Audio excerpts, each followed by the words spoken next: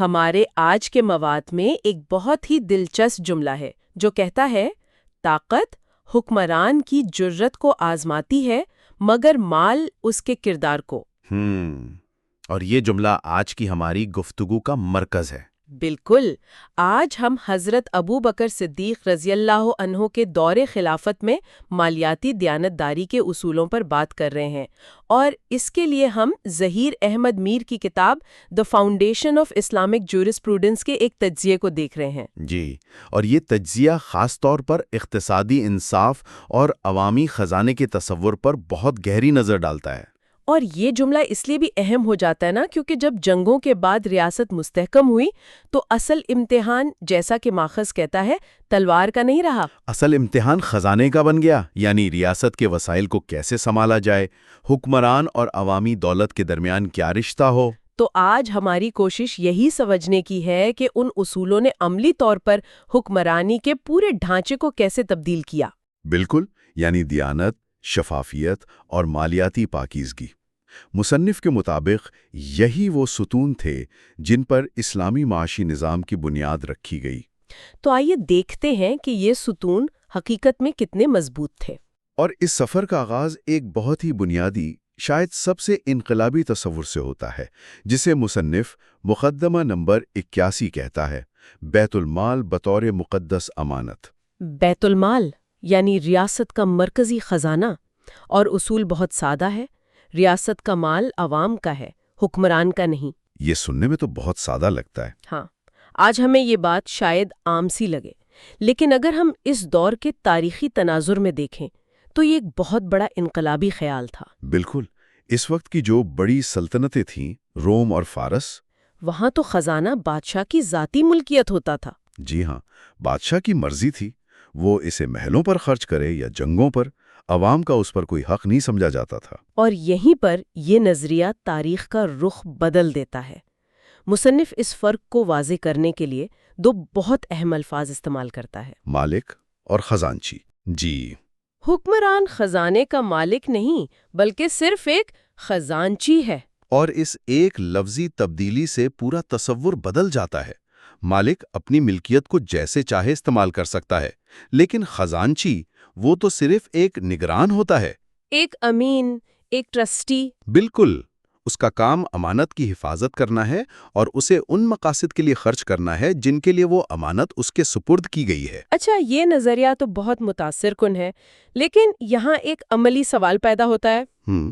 جب اختیارات کی تمام طاقت ایک شخص کے پاس ہو تو اسے صرف ایک خزانچی کے کردار تک محدود کیسے رکھا جا سکتا ہے؟ یہ ایک بہت اہم سوال ہے۔ یعنی وہ کیا نظام تھا جو خلیفہ کو بادشاہ بننے سے روکتا تھا؟ کیا تجزیے میں اس پر کوئی بات ہے؟ جی، اس کا جواب کسی ایک قانون میں نہیں بلکہ پورے نظام کی روح میں ہے۔ مصنف کے مطابق احتساب کے 3 بڑے ستون تھے۔ اچھا، پہلا اور سب سے اہم ستون تو خود خلیفہ کا ذاتی تقویٰ اور خدا کے سامنے جواب دہی کا احساس تھا۔ وہ خود کو عوام سے پہلے خدا کے سامنے جواب دہ سمجھتے تھے۔ لیکن نظام صرف ذاتی اخلاقیات پر تو نہیں چھوڑا جا سکتا نا؟ نہیں، بالکل نہیں۔ اسی لیے دوسرا ستون تھا شورا، یعنی مشاورتی کونسل کا ادارہ۔ یعنی تمام بڑے مالی فیصلے مشاورت سے ہوتے تھے؟ جی ہاں، جنگی اخراجات ہوں یا نئے ٹیکس، سب پر کھلی بحث ہوتی تھی۔ خلیفہ اپنی رائے مسلط نہیں کر سکتا تھا۔ اور تیسرا ستون؟ تیسرا اور شاید سب سے جدید تصور عوامی احتساب کا تھا۔ عوامی احتساب؟ جی، اس دور میں یہ روایت قائم ہوئی کہ خلیفہ جمعہ کے خطبے کے بعد عوام کے سوالات کا جواب دینے کے پابند تھے۔ کیا مطلب؟ کوئی بھی عام شہری کھڑے ہو کر سوال کر سکتا تھا؟ کوئی بھی، وہ پوچھ سکتا تھا کہ بیت المال کا پیسہ کہاں خرچ ہو رہا ہے۔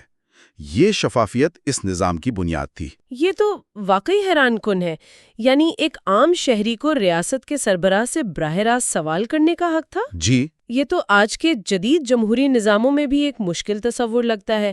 اس کا مطلب تو یہ ہوا کہ پبلک فائنانس اکاؤنٹیبلٹی کا جو تصور ہے اس کی جڑیں بہت گہری ہیں، بلا شبہ۔ اور یہ احتساب صرف ریاست کی پالیسیوں تک محدود نہیں تھا۔ اچھا، اس کا اطلاق حکمران کی ذاتی زندگی پر بھی ہوتا تھا، جو ہمیں ہمارے دوسرے اہم نقطے کی طرف لاتا ہے، کفایت کا اصول۔ یعنی پرنسپل آف سفیشنسی، حکمران بیت المال سے اپنی ذات پر کتنا خرچ کر سکتا ہے۔ بالکل۔ اور میرے خیال میں اسی اصول کو سمجھانے کے لیے حضرت ابو بکر رضی اللہ عنہ کے وظیفے کی مثال سب سے زیادہ طاقتور ہے۔ اس پر کچھ روشنی ڈالیں گے؟ ضرور۔ مصنف اس واقعے کو تفصیل سے بیان کرتا ہے۔ جب حضرت ابو بکر خلیفہ بنے تو انہوں نے اپنے کپڑے کا کاروبار جاری رکھنے کی کوشش کی تاکہ ریاست پر بوجھ نہ بنے۔ جی، لیکن صحابہ نے اصرار کیا کہ ریاست کے معاملات کے لیے ان کا پورا وقت چاہیے۔ تب شورا نے ان کے لیے ایک وظیفہ مقرر کرنے کا فیصلہ کیا۔ تو سوال یہ تھا کہ وظیفہ کتنا ہو اور اس کا فیصلہ کیسے ہوا؟ فیصلہ اس بنیاد پر ہوا کہ مدینہ کے ایک عام مزدور کی ماہانہ آمدنی کتنی ہے۔ اچھا، جتنا پیسہ ایک عام شہری کو اپنے خاندان کی کفالت کے لیے درکار تھا، اتنا ہی وظیفہ خلیفہ کے لیے مقرر کیا گیا، نہ ایک درہم زیادہ نہ کم۔ اس کے پیچھے کا فلسفہ کیا تھا؟ فلسفہ یہ تھا کہ حکمران کو عوام کے معاشی حالات کا براہ راست تجربہ ہونا چاہیے۔ اگر وہ عوام کی طرح زندگی گزارے گا تبھی وہ ان کے مسائل کو سمجھے گا اور پھر ان کے حل کے لیے حقیقی کوشش کرے گا۔ بالکل۔ یہ تو صرف ایک مالی فیصلہ نہیں تھا، یہ تو ایک بہت بڑا سیاسی اور اخلاقی پیغام تھا۔ اس سے یہ معیار قائم ہوا کہ حکمرانی دولت جمع کرنے کا ذریعہ نہیں ہے بلکہ خدمت کی ایک ذمہ داری ہے۔ اور کہانی یہاں ختم نہیں ہوتی۔ اچھا۔ مصنف ایک اور واقعے کا ذکر کرتا ہے۔ اپنے انتقال سے کچھ دیر پہلے حضرت ابو بکر نے وصیت کی کہ ان کے دور خلافت میں انہوں نے بیت المال سے جو کچھ بھی بطور وظیفہ لیا ہے اس کا حساب لگایا جائے۔ سارا حساب؟ جی۔ پھر انہوں نے حکم دیا کہ ان کی ذاتی زمین کا ایک ٹکڑا بیچ کر وہ پوری رقم بیت المال کو واپس کر دی جائے۔ واپس کر دی جائے؟ لیکن کیوں؟ وہ تو ان کے کام کا معاوضہ تھا۔ ان کا موقف تھا کہ یہ رقم عوام کی امانت تھی جو ان کے کام کے معاوضے کے طور پر دی گئی، اور اب جب وہ کام ختم ہو گیا ہے تو اس امانت کا واپس جانا ضروری ہے۔ یہ سوچنا بھی مشکل ہے کہ کوئی حکمراں اپنی تنخواہ کو ایک قرض سمجھے اور مرنے سے پہلے اسے ریاست کو واپس کر دے۔ یہی تو خزانچی ہونے کے تصور کی عملی تصویر ہے۔ اس سے یہ ثابت ہوتا ہے کہ یہ صرف ایک نعرہ نہیں تھا بلکہ ایک قابل عمل اصول تھا۔ بالکل، اور اس ذاتی کفایت شعاری کا براہ راست اثر ریاست کے وسائل پر پڑتا تھا۔ ظاہر ہے جب حکمراں کی ذات پر کم سے کم خرچ ہو رہا تھا تو بیت المال میں عوام کی فلاح و بہبود کے لیے زیادہ رقم دستیاب تھی۔ اور یہ ہمیں ہمارے تیسرے اور آخری نقطے کی طرف لے جاتا ہے، یعنی عوامی فلاح کی ترجیح۔ پیسہ بچانے کے بعد اسے خرچ کہاں کیا جاتا تھا؟ یہ بہت اہم سوال ہے۔ مصنف کے مطابق اخراجات کی ایک بہت واضح درجہ بندی تھی۔ کیا درجہ بندی تھی؟ سب سے پہلی اور اولین ترجیح ریاست کے سب سے کمزور طبقے کی بنیادی ضروریات پوری کرنا تھا۔ اچھا۔ بیت المال سے سب سے پہلے بیواؤں، یتیموں، غریبوں اور معذوروں کے لیے وظائف مقرر کیے جاتے تھے۔ یہ ایک طرح کا، آپ کہہ سکتے ہیں، عالمگیر سماجی تحفظ کا نظام تھا۔ یعنی ایک ویلفیئر اسٹیٹ کا تصور جس کا مقصد یہ تھا کہ ریاست میں کوئی شخص بھوکا نہ سوئے۔ جی، نظریاتی طور پر یہی ترتیب تھی۔ تو دفاع اور انتظامیہ سے بھی پہلے؟ عوام کی بنیادی ضروریات کے بعد دوسری ترجیح ریاست کے دفاع اور انتظامی امور پر خرچ کرنا تھا، جیسے فوجیوں اور سرکاری اہلکاروں کی تنخواہیں، تاکہ امن و امان قائم رہے۔ اور اس کے بعد؟ ان دونوں ذمہ داریوں کو پورا کرنے کے بعد اگر وسائل بچتے تو تیسری ترجیح عوامی منصوبوں جیسے سڑکیں، کنویں اور مسافر خانے تعمیر کرنے پر دی جاتی تھی۔ اس درجہ بندی میں جو بات سب سے نمایاں ہے وہ یہ ہے کہ اس میں شان و شوکت والے منصوبوں کی کوئی جگہ نہیں۔ جی، جیسے بڑے محلات یا یادگاریں کی بنیادی ضروریات کو نظر انداز کر کے ایسے منصوبوں پر اربوں خرچ کر دیتی ہیں جو صرف دکھاوے کے لیے ہوتے ہیں۔ اور یہی وہ بنیادی فرق ہے جس کی طرف مصنف اشارہ کرتا ہے۔ اس ماڈل میں ریاست کی کامیابی کا پیمانہ یہ نہیں تھا کہ اس کی عمارتیں کتنی شاندار ہیں، بالکل، بلکہ یہ تھا کہ اس کے شہری کتنے خوشحال ہیں۔ بالکل۔ ایک واقعہ بیان کیا جاتا ہے کہ جب قحط پڑا تو حضرت ابو بکر نے تمام تعمیراتی منصوبے روک دیے۔ سب کچھ روک دیا؟ جی، اور بیت المال کا سارا پیسہ باہر سے اناج خرید کر عوام میں تقسیم کرنے پر لگا دیا۔ ان کا اصول واضح تھا، ریاست کی بنیادیں اینٹ اور پتھر سے نہیں بلکہ انسانوں کی فلاح سے مضبوط ہوتی ہیں۔ تو اگر ہم ان تمام باتوں کا خلاصہ کریں تو ہمارے سامنے حکمرانی کا ایک مکمل نقشہ ابھرتا ہے۔ جی۔ پہلا اصول، عوامی خزانہ ایک مقدس امانت ہے، حکمران صرف نگران ہے۔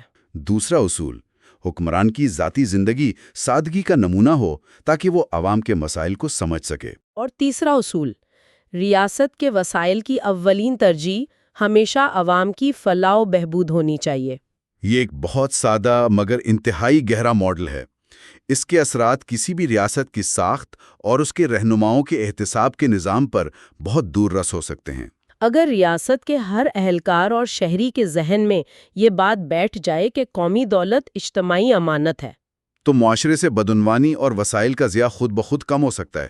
یہ اصول دراصل حکمرانی کو طاقت کے کھیل سے نکال کر خدمت کی ایک شکل بنا دیتا ہے۔ بالکل، اور یہ صرف حکمرانوں کے لیے نہیں، عوام کے لیے بھی ایک اہم نقطہ ہے نا؟ کس طرح؟ کہ اگر عوام یہ سمجھ لیں کہ ریاست کا پیسہ دراصل ان کا اپنا پیسہ ہے، تو وہ بھی اس کے استعمال میں زیادہ دلچسپی لیں گے اور حکمرانوں سے سوال کرنے کی جرت پیدا کریں گے۔ صحیح، یہ دو طرفہ جواب دہی کا ایک نظام بناتا ہے۔ مصنف اس بات پر بار بار زور دیتا ہے کہ حکمران خزانچی ہے، مالک نہیں۔ تو اسی سے جڑا ایک آخری خیال سامعین کے لیے چھوڑ جاتے ہیں۔ جی، اگر کسی ملک کی دولت کو واقعی اور عملی طور پر عوامی امانت سمجھا جائے تو صرف یہ ایک اصول آج کے دور کی حکمرانی، ٹیکس کے نظام اور عوامی اخراجات کی ترجیحات کو کس طرح تبدیل کر سکتا ہے۔ اور ایسے نظام میں حقیقی جواب دہی کی شکل کیا ہوگی؟ ابو بکر صدیق رضی اللہ عنہ نے اپنے دور خلافت میں قائم کیا تھا، اور ہماری گفتگو کی جو بنیاد ہے وہ ظہیر احمد میر صاحب کی کتاب اسلامی فقہ کی بنیاد ہے، جس میں اس نظام کی حیران کن تفصیلات کچھ مقدمات کی شکل میں بیان کی گئی ہیں۔ بالکل، اور ہمارا مقصد صرف تاریخ دورانہ نہیں ہے، بلکہ یہ سمجھنا ہے کہ وہ کون سے بنیادی اصول تھے جنہوں نے اس نظام کو اتنا مؤثر بنایا کہ اسے، جیسا کہ ماخذ میں لکھا ہے، دنیا کا پہلا اخلاقی مالیاتی نظام کہا گیا ہے۔ جی، تو آئیے اس کی پرتیں کھولتے ہیں۔ سب سے پہلے اس اصول پر بات کرتے ہیں جو کسی بھی اچھے نظام کی بنیاد ہوتا ہے، کرپشن کے لیے زیرو ٹالرنس۔ ماخذ میں اس کی ایک ایسی مثال دی گئی ہے جو سوچنے پر مجبور کر دیتی ہے۔ جی، اور وہ مثال صرف ایک واقعہ نہیں بلکہ ایک پوری سوچ کی عکاسی کرتی ہے۔ وہ یہ کہ اپنے وفات سے کچھ دیر پہلے خلیفہ وقت نے حکم دیا کہ ان کے گھر میں موجود ریاست کی ہر چیز، یہاں تک کہ وہ کپڑا جس سے وہ اپنے اونٹ کا پسینہ صاف کرتے تھے اور وہ کٹورا جس میں کھانا کھاتے تھے، سب کچھ واپس بیت المال یعنی قومی خزانے میں جمع کرا دیا جائے۔ ایک منٹ، یہ بات ہضم کرنا تھوڑا مشکل ہے۔ مطلب ایک ریاست کا سربراہ اپنی ذاتی استعمال کی معمولی چیزیں بھی واپس کر رہا ہے؟ یہ تو علامتی طور پر بہت بڑی بات ہے نا؟ بہت بڑی بات ہے۔ اس کا پیغام کیا تھا؟ یہ صرف ایمانداری کا مظاہرہ تھا یا اس سے کچھ بڑا مقصد حاصل کرنا تھا؟ دیکھیں، یہ صرف ایمانداری سے کہیں بڑھ کر تھا۔ یہ ایک آئینی مثال قائم کرنا تھا کہ حکمران امین ہے، مالک نہیں۔ وہ قومی خزانے کا نگران ہے، اس کا ذاتی مصرف کرنے والا نہیں۔ جب ریاست کا سربراہ سوئی اور دھاگے کا حساب دینے کو تیار ہو تو وہ پورے نظام کے لیے ایک معیار مقرر کر دیتا ہے۔ اس کے بعد کسی وزیر یا گورنر کی ہمت نہیں ہو سکتی کہ وہ لاکھوں یا کروڑوں کی ہیرا پھیری کریں۔ صحیح۔ یہ دراصل اوپر سے احتساب شروع کرنے کا عملی نمونہ ہے، جس کی بات آج ہر کوئی کرتا ہے لیکن عمل بہت کم ہوتا ہے۔ اور اسی سے جڑی ایک اور بات جو ماخذ میں ملتی ہے وہ ہے گورنروں اور سرکاری اہلکاروں کا احتساب۔ یہ کہا گیا کہ انہیں مہنگے تحائف لینے، شاہانہ طرز زندگی اپنانے اور فضول خرچی سے منع کیا گیا تھا۔ جی، یہ بات مجھے بہت دلچسپ لگی، کیونکہ آج بھی تحفہ اور رشوت کے درمیان ایک بہت باریک لکیر ہے۔ کیا اس ماخذ میں اس کی کوئی وضاحت ہے کہ اس اصول کو کس سختی سے نافذ کیا جاتا تھا؟ کیونکہ اصول بنانا ایک بات ہے اور اس پر عمل کروانا بالکل دوسری۔ آپ نے بہت اہم نقطہ اٹھایا ہے۔ اس نظام کی خوبصورتی صرف اصولوں میں نہیں بلکہ ان کے نفاذ میں تھی۔ تاریخ میں ایسی مثالیں موجود ہیں جہاں گورنروں سے ان کی دولت کے بارے میں پوچھا گیا کہ یہ کہاں سے آئی۔ اچھا، باقاعدہ پوچھا جاتا تھا؟ جی، ان کے اثاثوں کا باقاعدہ آڈٹ ہوتا تھا۔ تحفے کے معاملے میں اصول بہت واضح تھا۔ جو تحفہ آپ کو آپ کے عہدے کی وجہ سے مل رہا ہے وہ آپ کا ذاتی نہیں بلکہ ریاست کا ہے۔ یہ تصور ہی انقلابی تھا کہ عوامی عہدہ ذاتی منفعت کا ذریعہ نہیں ہے۔ واہ! اس سے وہ رستہ ہی بند کر دیا گیا جہاں سے کرپشن سسٹم میں داخل ہوتی تھی۔ یہ تو کمال کی بات ہے۔ تو ہم کہہ سکتے ہیں کہ احتساب صرف نعرہ نہیں تھا، بلکہ ایک پورا ادارہ جاتی نظام تھا جس کی بنیاد سربراہ مملکت کی اپنی مثال پر رکھی گئی تھی۔ بالکل۔ اور اسی کتاب میں خلیفہ کا وہ مشہور قول بھی ہے کہ اگر میں سوئی یا دھاگا بھی غلط استعمال کروں تو پکڑا جاؤں گا۔ یہ تو خود کو قانون کے سامنے جوابدہ ٹھہرانے کی انتہا ہے۔ بالکل، اور یہیں سے رول آف لا یعنی قانون کی حکمرانی کا وہ تصور نکلتا ہے جسے آج مہذب معاشروں کی بنیاد سمجھا جاتا ہے۔ صحیح۔ اس قول کا مطلب یہ ہے کہ قانون سب کے لیے برابر ہے۔ کوئی شخص چاہے وہ ریاست کا سربراہ ہی کیوں نہ ہو، قانون سے بالاتر نہیں۔ جب حکمران خود کو احتساب کے لیے پیش کرتا ہے تو وہ عوام کو یہ پیغام دیتا ہے کہ یہ نظام شخصیات پر نہیں، اصولوں پر چلتا ہے۔ یہ اعتماد پیدا کرنے کا سب سے مؤثر طریقہ ہے۔ ٹھیک ہے، تو احتساب کا ایک ایسا نظام قائم کر دیا گیا جہاں حکمران بھی قانون سے بالاتر ہیں۔ لیکن ایک ایماندار نظام کا کیا فائدہ اگر دولت ہی منصفانہ طور پر تقسیم نہ ہو رہی ہو؟ مطلب اگر پیسہ ایمانداری سے جمع تو ہو رہا ہے لیکن پہنچ صرف چند لوگوں تک رہا ہے تو عوام کو کیا فائدہ؟ کیا اس ماخذ میں اس چیلنج سے نمٹنے کا بھی کوئی ذکر ہے؟ یقیناً، اور یہ اس نظام کا دوسرا اور شاید سب سے اہم ستون ہے۔ کتاب کا ایک حصہ اس بات پر روشنی ڈالتا ہے کہ وسائل کی تقسیم کیسے کی جاتی تھی۔ اصول یہ تھا کہ ریاستی وسائل ضرورت کی بنیاد پر تقسیم ہوں گے۔ ضرورت کی بنیاد پر؟ جی، ضرورت کی بنیاد پر، نہ کہ کسی کی سماجی حیثیت، خاندانی پس منظر یا قبیلے کی بنیاد پر۔ یعنی جس کو زیادہ ضرورت ہے اس کا حق سب سے پہلے ہے۔ یہ اس دور کے قبائلی اور طبقاتی معاشرے میں ایک انقلابی سوچ تھی۔ تو اس کا مطلب یہ ہوا کہ ایک بہت بڑے قبیلے کے سردار کے مقابلے میں ایک غریب بیوہ کا حق زیادہ تسلیم کیا جاتا تھا اگر اس کی ضرورت زیادہ ہو؟ بالکل یہی مطلب ہے۔ اسے آج کی زبان میں نیڈ بیسڈ ایکویٹیبل ڈسٹریبیوشن کہتے ہیں۔ اس پالیسی نے معاشرے کے طاقت کے ڈھانچے کو چیلنج کیا۔ اس سے جڑا ایک اور اہم نقطہ زکوٰۃ کے تصور کو بدلنا تھا۔ کتاب کے مطابق زکوٰۃ کو صرف ایک مذہبی خیرات نہیں بلکہ غریب کا ایک آئینی اور معاشی حق قرار دیا گیا۔ یہ بہت بڑا فرق ہے۔ یہ تو آج کے ویلفیئر ٹیکسیشن یا فلاحی ٹیکس کے تصور جیسا ہے جہاں ریاست امیروں سے ٹیکس لے کر۔ بالکل، آپ نے بالکل صحیح پکڑا۔ یہ ایک سماجی تحفظ کا نظام تھا، ایک سوشل سیفٹی نیٹ۔ ریاست اس بات کو یقینی بناتی تھی کہ کوئی بھی شہری بھوکا نہ سوئے۔ لیکن یہ کہانی یہاں ختم نہیں ہوتی۔ اچھا؟ اس نظام کی ایک اور پرت ہے جو شاید آج کے دور کے لیے سب سے زیادہ متعلقہ ہے۔ وہ کیا ہے؟ دولت کو چند ہاتھوں میں جمع ہونے سے روکنا۔ اوہو۔ ماخذ میں واضح طور پر اس اصول کا ذکر ہے کہ معاشی پالیسیاں ایسی ہونی چاہیے کہ دولت گردش میں رہے اور پورے معاشرے میں پھیلے، نہ کہ صرف امیر طبقے میں ہی گھومتی رہے۔ ایک منٹ، تو کیا ہم یہ کہہ رہے ہیں کہ دولت کو چند ہاتھوں میں جمع ہونے سے روکنے کا خیال، جسے آج ہم اینٹی ٹرسٹ یا اینٹی مونوپلی قانون کہتے ہیں، اس کی جڑیں 7ویں صدی کی معاشی پالیسی میں موجود ہیں؟ جی، یہ تو ایک حیران کن بات ہے کہ آج کی سب سے بڑی معاشی بحثوں جیسے کہ دولت کی غیر منصفانہ تقسیم کا حل اتنی صدیوں پہلے سوچا جا چکا تھا۔ یہ واقعی حیران کن ہے۔ اس سوچ کے پیچھے فلسفہ یہ تھا کہ جب دولت چند ہاتھوں میں مرکوز ہو جاتی ہے تو وہ معاشی اور سیاسی طاقت بھی خرید لیتی ہے، جس سے معاشرے میں عدم توازن اور بے چینی پیدا ہوتی ہے۔ درست۔ اس لیے ریاست کا کام صرف دولت پیدا کرنا نہیں بلکہ اس کی منصفانہ گردش کو بھی یقینی بنانا ہے۔ یہ ایک بہت ہی ترقی پسند اور آپ کہہ لیں پائیدار معاشی ماڈل کا ویژن تھا۔ یہ اصول سننے میں تو بہت مثالی لگتے ہیں، لیکن کیا یہ عملی طور پر ممکن تھے؟ میرا مطلب ہے ایک وسیع ریاست میں ہر شہری کی ضرورت کا خیال رکھنا، دولت کی گردش کو یقینی بنانا، یہ سب صرف نیک نیتی پر تو منحصر نہیں ہو سکتا۔ نہیں، بالکل نہیں۔ تو اس کو یقینی بنانے کے لیے کوئی باقاعدہ نظام بھی تھا؟ مثلاً حساب کتاب کیسے رکھا جاتا تھا؟ ہے جو اس نظام کو محض ایک فلسفہ ہونے سے بچا کر ایک قابل عمل ماڈل بناتا ہے۔ کتاب میں ایک شفاف حساب کتاب کے نظام کا ذکر ملتا ہے۔ اچھا۔ ریاست کی تمام آمدنی، چاہے وہ زکوٰۃ سے ہو، تجارت سے ہو یا دوسرے ذرائع سے، اور تمام اخراجات، سب کا باقاعدہ تحریری ریکارڈ رکھا جاتا تھا۔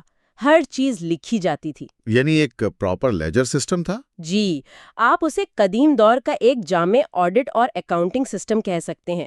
اس سے یہ واضح ہوتا ہے کہ یہ نظام صرف ایک شخص کی ایمانداری پر نہیں چل رہا تھا، بلکہ اسے قابل تصدیق اور قابل بھروسہ اصولوں پر بنایا گیا تھا، جہاں ہر درہم اور دینار کا حساب موجود تھا۔ جب ہر چیز کا حساب لکھا جا رہا ہو تو بدعنوانی اور فضول خرچی کے امکانات خود بخود کم ہو جاتے ہیں۔ یہ شفافیت ہی تھی جو اس پورے نظام کی روح تھی۔ حکمران اپنی تنخواہ کے علاوہ ایک دھاگا بھی نہیں رکھ سکتا۔ دوسری طرف ایک ایسا سماجی تحفظ کا نظام جو غریب ترین فرد کی ذمہ داری لیتا ہے، اور ان سب کو چلانے کے لیے ایک شفاف تحریری حساب کتاب کا نظام۔ جی، یہ تینوں اصول مل کر ایک بہت ہی طاقتور تصویر بناتے ہیں۔ بالکل، اور یہی وجہ ہے کہ جب ہم ان تمام نکات کو ایک ساتھ جوڑ کر دیکھتے ہیں تو یہ صرف الگ الگ قانون یا پالیسیاں نہیں لگتی، بلکہ یہ مل کر ایک مکمل اخلاقی مالیاتی آئین تشکیل دیتے ہیں۔ اخلاقی مالیاتی آئین؟ جی، یہ ایک ایسا جامع فریم ورک ہے جس کی بنیاد 3 ستونوں پر رکھی گئی ہے۔ پہلا، ہر سطح پر سخت احتساب۔ دوسرا، ضرورت پر مبنی منصفانہ تقسیم۔ اور تیسرا، مکمل شفافیت۔ یہ نظام صرف پیسے کے انتظام کا نام نہیں تھا، بلکہ یہ اقدار اور اصولوں پر مبنی ایک معاشی ویژن تھا جس کا مقصد ایک فلاحی اور منصفانہ معاشرہ قائم کرنا تھا۔ تو اگر میں اس ساری گفتگو کا خلاصہ کروں تو ہم نے ایک ایسے ماڈل کو دیکھا جس میں بیت المال کو قوم کی امانت سمجھا گیا، جہاں کرپشن پر صفر برداشت کی پالیسی تھی۔ نہ صرف نچلی سطح پر بلکہ حکمران کی سطح پر بھی۔ بالکل، جہاں وسائل کی تقسیم کا پیمانہ ضرورت تھا، نہ کہ طاقت یا حیثیت، جہاں زکوٰۃ کو خیرات نہیں بلکہ غریب کا معاشی حق مانا گیا، اور دولت کو چند ہاتھوں میں جمع ہونے سے روکنے کے لیے باقاعدہ پالیسیاں بنائی گئیں۔ جی، اور اس سب کو ایک شفاف تحریری نظام کے ذریعے ممکن بنایا گیا۔ آپ نے بالکل درست خلاصہ کیا۔ یہ صرف ماضی کا ایک قصہ نہیں ہے، بلکہ یہ آج کے دور کے لیے بھی بہت سے سبق رکھتا ہے۔ یہ ہمیں بتاتا ہے کہ ایک مستحکم اور خوشحال معاشرے کی بنیاد اخلاقی اصولوں پر ہوتی ہے۔ جب تک احتساب، انصاف اور شفافیت کسی نظام کا حصہ نہ ہوں، وہ نظام پائیدار نہیں ہو سکتا، چاہے وہ معاشی طور پر کتنا ہی ترقی یافتہ کیوں نہ ہو۔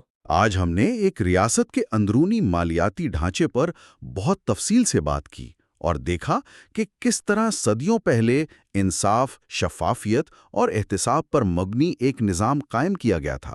یہ واقعی ذہن کو کھولنے والا تجزیہ تھا۔ یہاں ایک اہم سوال یہ پیدا ہوتا ہے جس پر شاید ہمیں غور کرنا چاہیے۔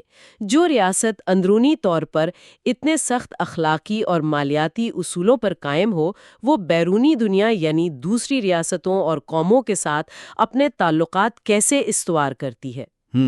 یہ ایک بہت اہم سوال ہے۔ کیا انصاف، شفافیت اور اخلاقیات کے یہی اصول اس کی خارجہ پالیسی اور بین الاقوامی سفارت کاری پر بھی لاگو ہو سکتے ہیں، یا پھر عالمی سیاست کی شطرنج میں اصول بدل جاتے ہیں؟ یہ ایک ایسا نقطہ ہے جو مزید غور و فکر کی دعوت دیتا ہے۔